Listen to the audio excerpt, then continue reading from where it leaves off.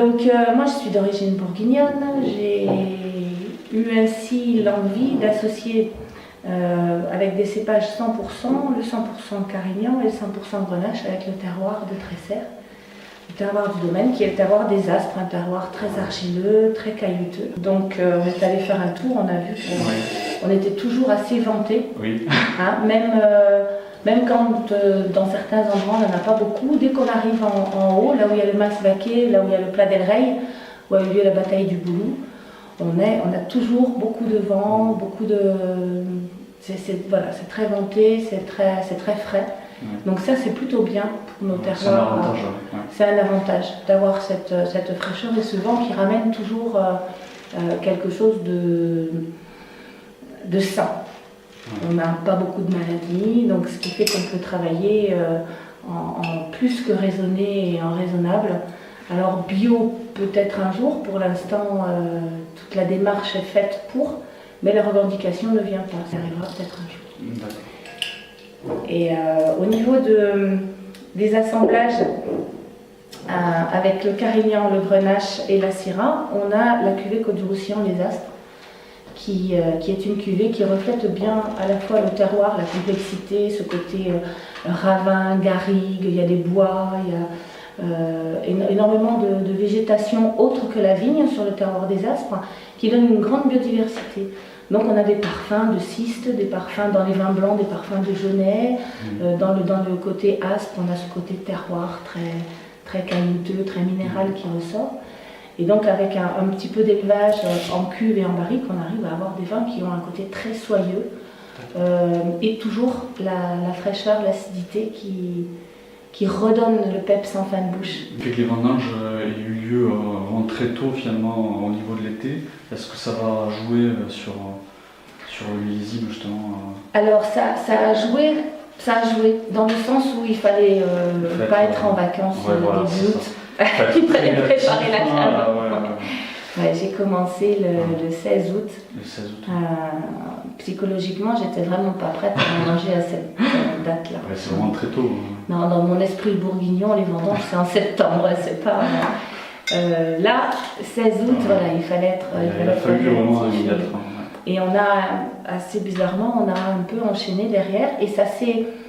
Les vendanges se sont écoulées de façon très calme, très tranquille. Ouais. On a eu un petit peu de précipitation au départ pour être prêt, mais une fois qu'on a cueilli les premiers blancs, on a continué. Tout s'est enchaîné normalement, presque. Voilà, tout s'est enchaîné mais tranquillement, mais plutôt. Ouais. Voilà, on a eu un mois de vendange, on avait fini le 14 septembre, on avait fini avec les Rivesaltes rouges en dernier, mais ça s'est passé vraiment très bien. 2016. D'ailleurs, si vous voulez déguster, c'est avec plaisir. Justement, on voit Domaine Vaquer avec un petit peu le logo, là, le losange. Oui. Peut-être que vous pouvez nous parler. Oui, le Domaine Vaquer, c'est un nom qui est quand même assez connu dans le département. Dans le département. Et il y a une petite histoire. Le nom est connu, peut-être plus pour le rugby que, que pour le vin. Voilà, avant de connaître par le vin, je connaissais par rapport au rugby, effectivement. Ouais. Et oui, la tribune Fernand Vaquer, voilà, c'était Gérald à Perpignan. Exactement. C'était exactement l'arrière-grand-père. Donc Fernand Vaquer était joueur en 1921, champion de France en 1921 avec l'USAP, l'USP à l'époque, et ensuite a été entraîneur en 1955, et donc champion de France en tant qu'entraîneur. Et donc il était surnommé le maréchal, et c'est vrai que Fernand Vaquer dans le rugby c'était quelqu'un de très connu. Et son fils s'appelle aussi Fernand, donc c'est mon beau-père, Fernand II comme je dis. Et Fernand II devrait être bien plus connu par ses vins parce que c'est un des premiers à avoir commercialisé les vins en bouteille en Roussillon dans les années 1960. Ses premières mises en bouteille dataient de 1968. Ah oui, les noms c'est ce que je vous ai posé comme question. Pourquoi tous les noms de cuvées, commencent par un E.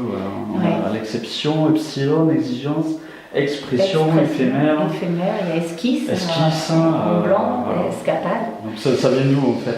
Alors, ça vient d'une année 1998 qu'on a trouvé exceptionnelle, et à ce moment-là, on avait deux types de vins. Un vin typé sur le vieillissement, qui était donc la cuvée Fernand, pardon.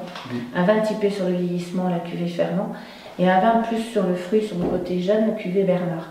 Et le millésime 98, on a eu des vins qui, pour nous, n'étaient à mettre ni dans une cuvée ni dans l'autre. On ne savait pas. Alors on a dit, ma foi, on va faire une nouvelle cuvée, et comme c'est une année exceptionnelle, on va l'appeler l'exception. Et finalement, l'exception est restée. Alors pas toutes les années. Il y a eu des années où nous n'avons pas vinifié l'exception, notamment 2002 et 2004. Donc la cuvée est devenue la cuvée Côte du Roussillon des Aspres, l'exception. C'était notre première cuvée avec un assemblage Carignan-Grenache en grande majorité et un peu de Syrah.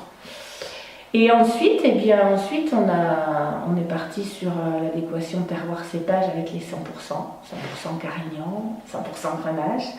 Donc l'expression du Carignan, c'était parfait. Donc voilà, expression.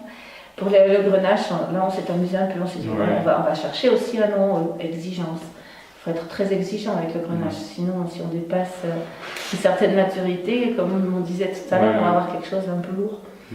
Et puis après on s'est amusé, éphémère pour un rosé, esquisse avec un dessin de mon grand-père pour le blanc. C'est compliqué d'avoir beaucoup de cuvées. Alors après, si on devait me dire laquelle je supprime parce que j'en ai trop, je ne saurais pas. Ben non, oui. Voilà. Actuellement, parce que chacune quand même a sa raison d'être. Chacune a sa raison d'être, chacune a ses particularités.